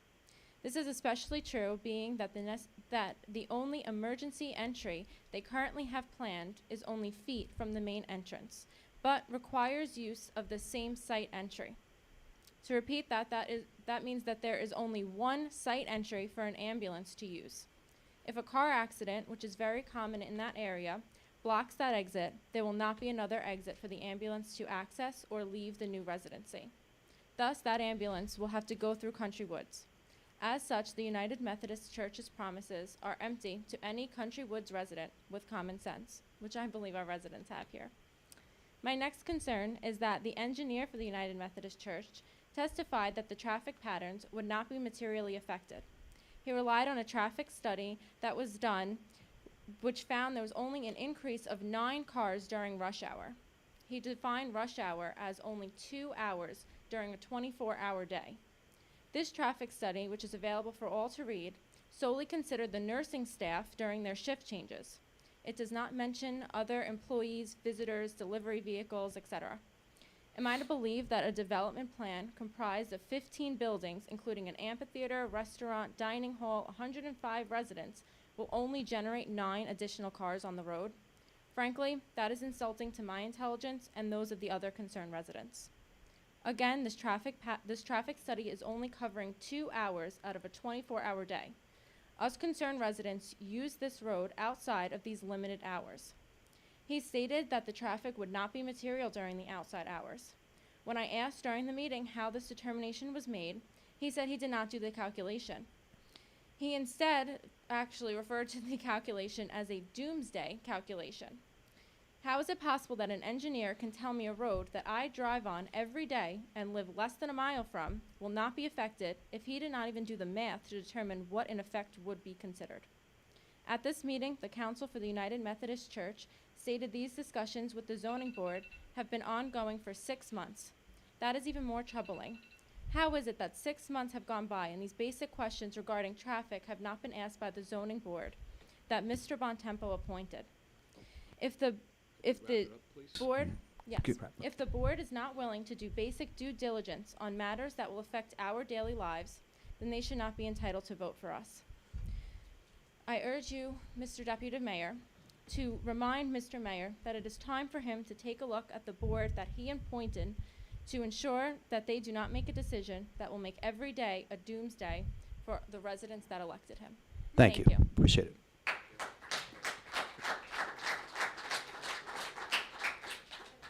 Yes, please. Please come forward. Before the next speaker, I just want to reiterate what I'm sure many of you have heard in the past, but given that this is a current Oh, okay, go ahead. Just given that this is a current zoning board application, the committee's not at liberty to comment upon the merits of the application because it has to be heard before the zoning board, which is a quasi-judicial body. All the members of the public absolutely have a First Amendment right to speak your mind on the issue, and the committee will certainly hear your comments, but they're not in a position to respond to those comments because of the current procedural posture, but that's not a reflection on anything other than that they can't comment. I also have a request, and when you come up and state your comments and questions, please keep it to the time limit. I'd appreciate it, because a lot of us haven't had dinner yet, so. Same here. Leslie Zimmerman, 3 Twin Brooks Court in Homedell. Thank you for giving me the opportunity to share some comments. I'd like to start by saying that I agree with the earlier speakers who described the process as being unfair. I have attended every zoning board meeting in person or on Zoom since the application was first presented. It is glaringly noticeable that the chairperson, Mr. Blumenthal, appears to speak on behalf of the UMC attorney on countless occasions. It seems to me that he is leading the discussion in the applicant's favor. It's also obvious that the zoning board chair wants these hearings to be conducted on Zoom instead of in person, which controls the flow of the dialogue and stifles public discussion. It is frustrating and disheartening. The mayor met with our Country Woods residents in 2016 at the Heirloom Kitchen in Old Bridge, and Mr. Santana, Mr. Deputy Mayor, you met with us in 2018 at the Tapas and Wine Bar in Shrewsbury. You both stated that you would do whatever it took to preserve the Potter's Farm property, and we're just curious as to what happened. Tonight, gentlemen, we ask you both to honor your commitment and do the right thing by stepping up to preserve this iconic parcel of land, the gateway to Homedell. On behalf of the majority of residents of Country Woods who are involved in this process, our preference is to preserve Potter's land. Thank you. Thank you. Appreciate it. Okay.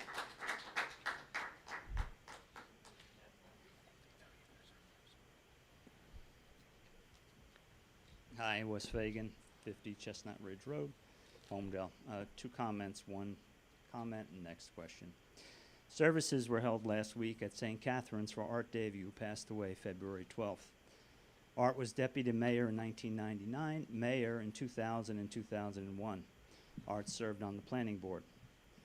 Art was instrumental in the creation of our 9/11 memorial in front of Town Hall.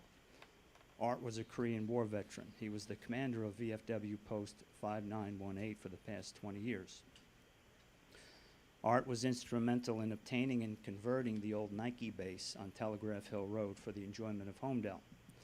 This led to the creation of Veterans Park, honoring Homedell's veterans going back to the 1600s.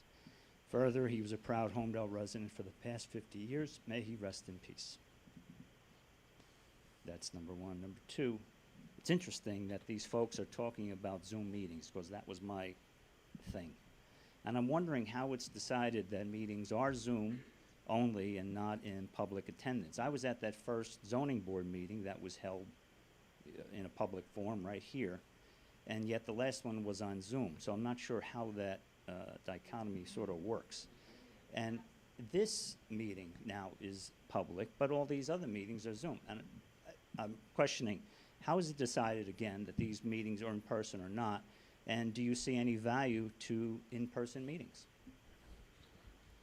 We definitely see value in in-person meeting. That's why we're here, right? So, again, it's up to the committee, and again, I believe it's up to the board to decide whether they want to hold an in-person meeting or have it on Zoom. So from our point of view, we've decided to come back, so. And if I could just add to that, Wes, because I believe that it's up to the committee. And I do strongly advise all these committees to come back in person, as we've been saying all along. And you know, I don't want to say the wrong thing here, but sometimes I think it's a little disingenuous that, you know, Mr. Blumenthal has no problem coming to our meeting, but yet will insist on holding a Zoom meeting on his own committee. So I don't understand it. I don't think we have any power as a TC to make any of those changes. I think they have their own control over that. But maybe, it needs to be discussed amongst us and, in the future. And I think we should set the tone, and I think they all should follow us. That would be my perception on that. But unfortunately, I don't think we have the power to compel them to. But thank you for your comments, Wes. I agree. Bruce. Let me just make one comment really quickly. I'm sorry, and I agree 100% with DJ, and I apologize. I know I just want to let everyone know, because I think it's important. I was able to attend the viewing for Art Davey, the wake, and Art, really gave his all, both to our country and to our community. And so, for those that knew him, I think he was quite the character, quite a force of nature. But he should be remembered, as someone who really dedicated himself to Homedell, to our town here. So, and I was able to meet with his wonderful family, and they are appropriately, understandably, devastated by this, because he was such a giant to them and to many others. So I just want to Wes, I appreciate you bringing that up, because we should all just take a moment to remember. Yeah, thank you. And you gave me a good memory of Art all those years in front of Dearborn. Would always sell the poppies on Veterans Day. He was the only one that we allowed. We never allowed solicitation, but he was the only one that we ever allowed out there and to sell his poppies. And I good memories of that. And he was a good man. And I'm glad that you said those kind words tonight about him. Yes, ma'am.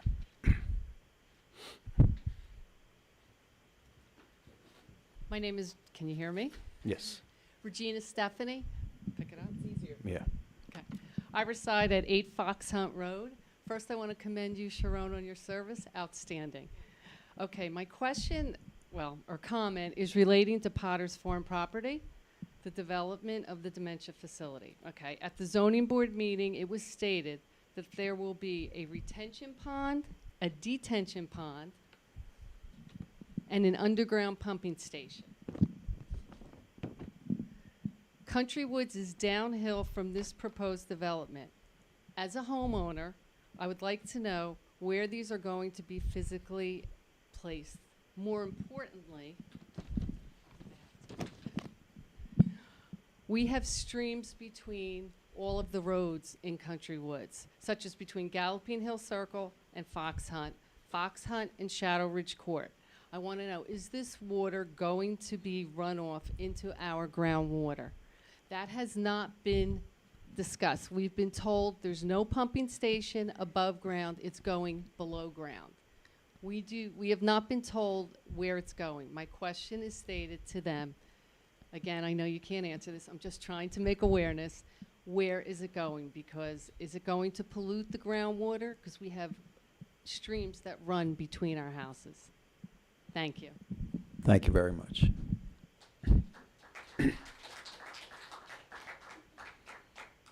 Any other questions? Yes, sir.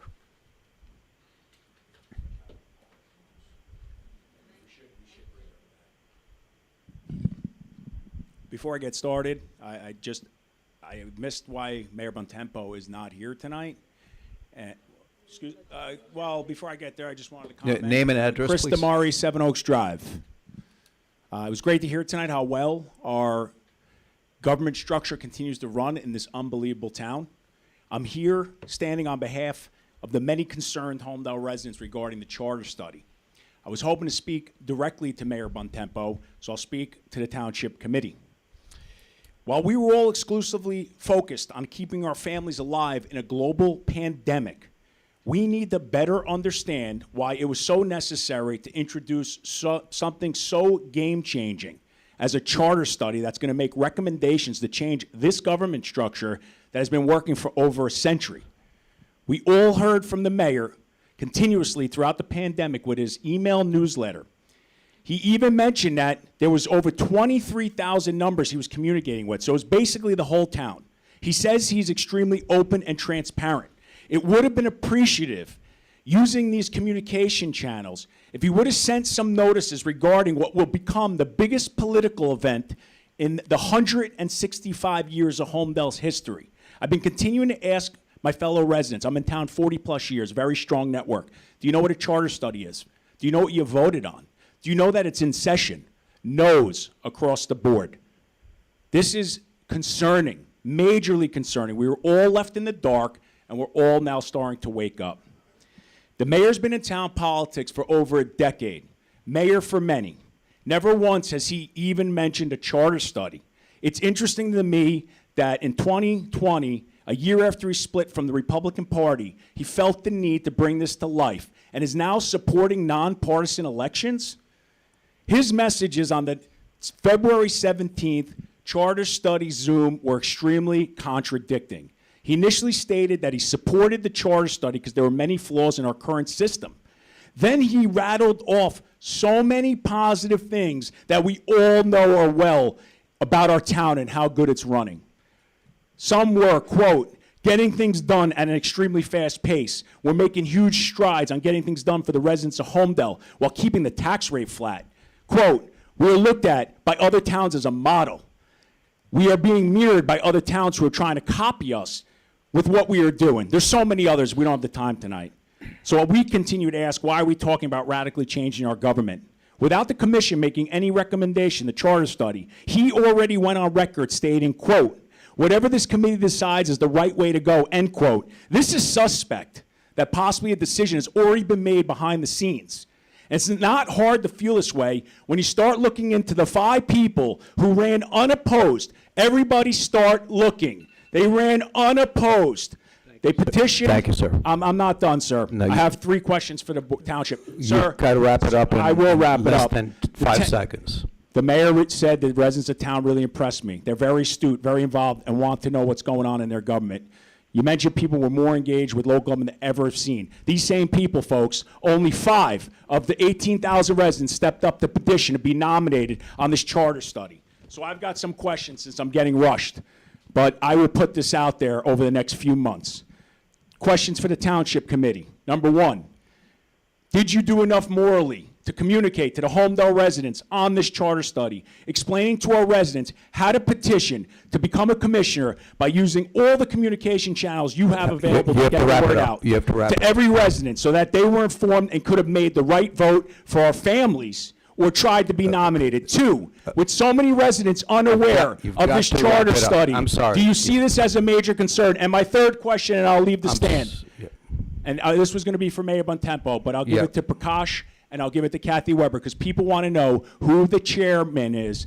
The chairman, Kin G, who's running the charter committee. Okay, So thank Prakash you. and Thank Kathy you very Weber. much. Thank you. Was Kin G Thank you. your Appreciate campaign it. manager, and was he ever hired as a I'm political sorry. advisor? Thank you, We sir. look forward to your responses. Thank you. Thank you very much. I appreciate it. I appreciate your comments. Thank you. Just for the record, yes, yes. Come on. No, I'm fine. No, thank you. I would like to get a statement. I just asked 3 questions. No, I'm fine. I'm done. We're done. Thank you.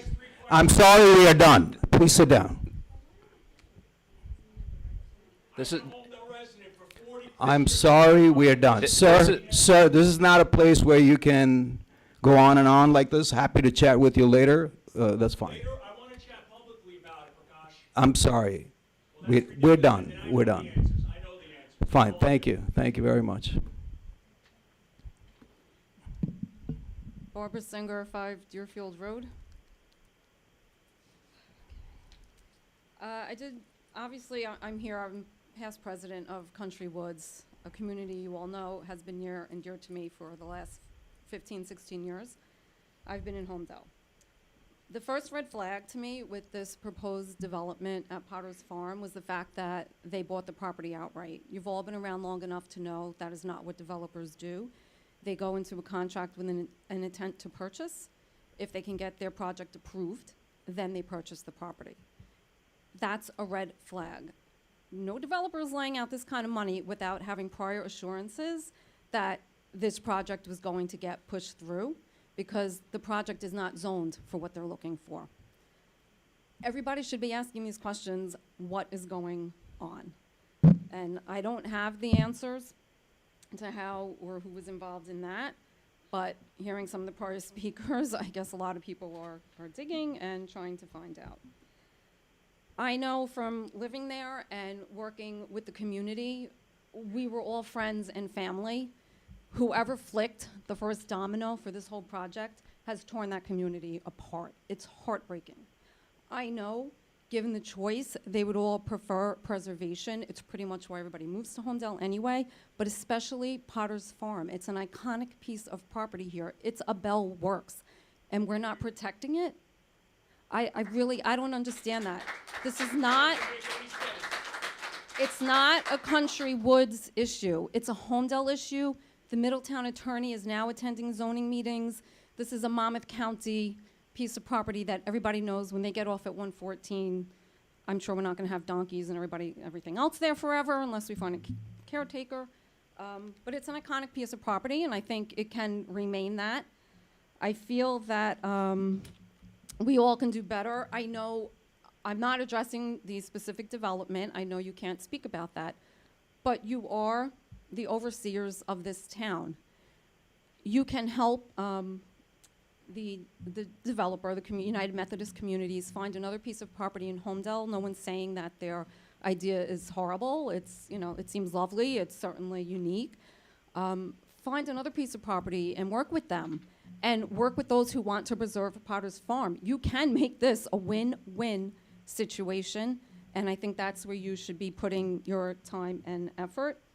I don't want to see this issue have a cloud over it of ethical concerns, which, I kind of thought we were all past. So if you can make it a win-win, we can move on from any ethical concerns anybody has and come back together again and bring these residents back together again. Can I have 30 seconds? Sure. I would just, thank you, like to address the Charter Study Commission. Do not intend to. I've run several times for this township, and it is so frustrating that residents don't pay attention and know everything that's going on, because I've run on this issue years ago that we need a different form of government. So I get, it looks. I trust my government, and we were in a global pandemic. I'm sorry, sir. Give me a minute. Ms. Singer, Yeah, could you give me a please minute. talk to us? This is not something that just came up a year ago, so past candidates have been talking about it, and I'm a Democrat, so it's not like I've been working with Mr. Bontempo to do this or anything. I talked about it, independently in my own campaigns, as had other candidates before me. So I don't want it to become that it's a political thing in town, as so many things in Homedell are, but I don't think that is one of them. It might be political on Mayor Bontempo's end with whatever he deals with his party, but there are other people who have concerns about Homedell's government here, and Thank they you. need a voice. Thank I you very appreciate much. the extra Yep, minute. I Thank you. appreciate it. Yep. Anyone else? Please, if you want to state your comments, just a reminder, please speak to us. Don't get into any crosstalk, and also keep it to within 3 minutes, please. So yeah, this will be very quick. I don't have anything more to add about the Name and address, please. Sorry. Yes. This is Andrew Hoffman, 38 Galloping Hill Road. Again, a Countrywood resident. I don't have anything more to add, any new information, but it just seems like Ralph is a one-man show trying to get this going. I'm just hoping you guys can really help Homedell. It's tore apart our community. Hopefully, if it goes forward, it doesn't tear apart Homedell. As Barbara said, they bought it outright. That's weird. Anyway, just a plea to you guys to know that this is really important, and hopefully you guys can help everybody. Thank you. Appreciate it. Anyone else? Any other questions? Yes, please. Again, please keep it to, state your name and address. Please keep it to within 3 Ciano minutes. Colobos, 8 Cannon Woods Court.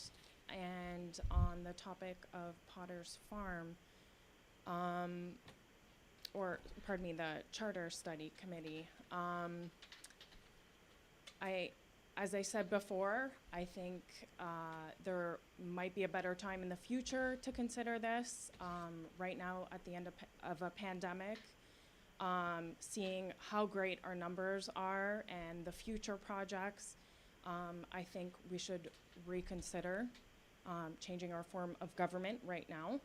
And you mentioned ARP, American Rescue Plan, as borrowing funds or using funds from that to pay for future projects.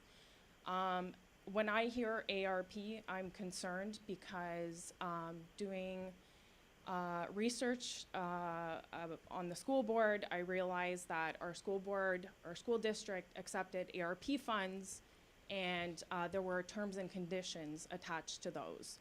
So I would like to know if there are terms and conditions attached to accepting and using those ARP funds. I think we've already accepted them, but using them. And whether we will be privy to that information, because as it affected us in the school district, our kids were basically bought with government funds, for lack of a better term. They had to stick to their terms and conditions, which was keep the masks on, keep the plexiglass up. They had to perform checks and balances, basically, and report back to the government. So anytime we take money from the government, I'm very curious about that. So I hope this will be information privy to all of us. Thank you. Thank you. Yes. With regard to it's the American Rescue Plan Act, ARPA is the acronym we use. I'm not sure if the schools actually got American Rescue Plan Act or if they got CARES funding, there are restrictions on how the funds can be used. They're publicly published from the Federal Register, and you can go, there are pages and pages and pages of the restrictions. But it's more of what are eligible uses of the funds that we accept versus you have to use them for an eligible use. Sewer is an eligible use, so improvements to infrastructure, broadband, clean water, those are all eligible uses for the funding. And so as long as you use it in the appropriate manner, you can move forward with projects. Thank you.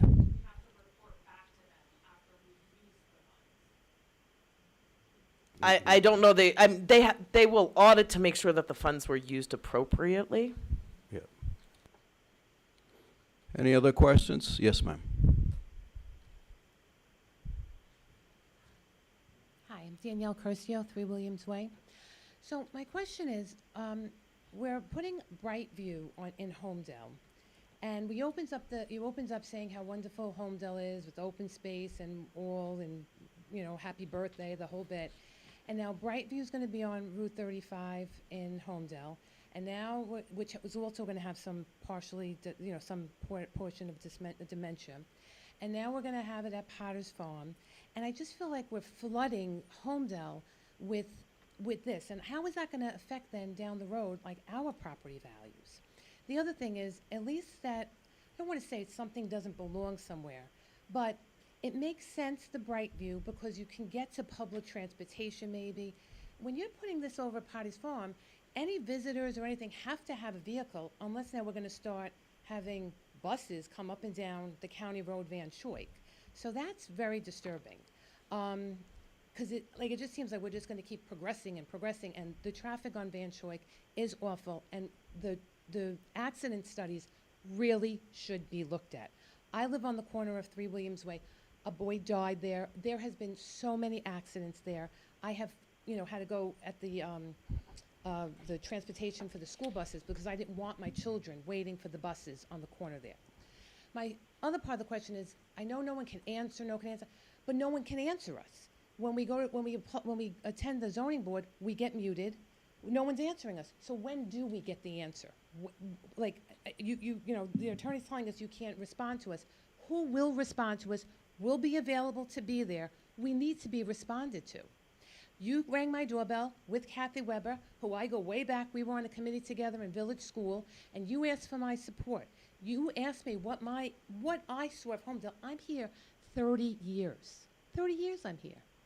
I was on all the committees at the school, put 3 kids through K through 12th grade, so ready for college. Wonderful, had beautiful things to say about Homedell. I supported you. Are you going to help us? And I hope Kathy, I'm sure you're still there, I don't know if she's gonna put a face to it, but, you know, please remember Danielle Curcio. We worked well together. She was a fair woman. And I know a lot of you people, so, okay, thank you. Thank you.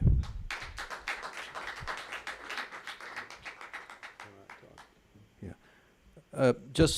Yeah, go ahead. Come on, please. Good evening, everybody. Terrence Wall, 170 La Quinta Court. Thank you for all the work that you're doing up there, and to Sharon, all the best to you. I'll be very quick. Based on what I heard today, I heard it on the audio coming in here. There's enough information for the Township Committee, from my perspective, to authorize an independent legal investigation with independent counsel, not the counsel that's on this dais, to explore and understand whether or not there is a conflict of interest with Ralph Blumenthal on that zoning board. If the Township Committee is not interested in calling for that legitimate independent investigation, I would call on the Monmouth County Prosecutor's Office or the New Jersey Office of the Attorney General to conduct the same information and have independent findings. And I'll give you a reason why. Bill Cassaning, who's on the Charter Study Commission, which, by the way, is a Democrat farce, and the recommendation that will come out from in this town, that's 165 years old, and all the gorgeous parks and playgrounds and recreations and the excellent schools and the AAA rating and the stable budget, that's under the Township Committee form of government. I'm calling on all my friends and family and neighbors and folks in Homedell, for the people who voted for me and didn't vote for me, reject this assault on your community, because that's what it is.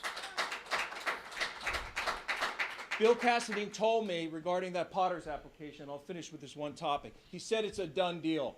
And I defy Bill Cassaday to come up to this microphone and say to this Township Committee that he didn't tell Terrence Wall to his face that's a done deal. The fact that Prakash Santana, you're talking about a pilot program that they're already paying before the zoning board, a quasi-judicial body, has a bona fide opportunity to look at the application and its merits or relative lack of merit, is outrageous. Outrageous. It's completely in reverse.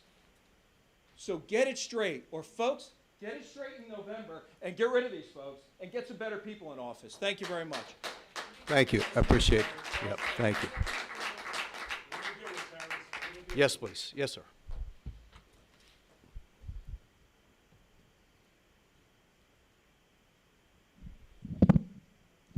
Mike Nicholas, Pelican Court, Homedell. Sharon, thank you, thank you, thank you. We appreciate you. Your hard work, your dedication does not go unrecognized. My message to you is, I know whatever you do in life, may you never not see the sun shine. Thank you. I appreciate you. Thank you. Thank you. Appreciate it. Any other comments from the public? Okay. Okay, all right. Okay, good. Thank you. Seeing no questions? Yes, motion to adjourn? Motion? Second. Roll call, please. All in Yeah, favor? aye. Aye, aye. Yeah. Aye. Aye. Bye.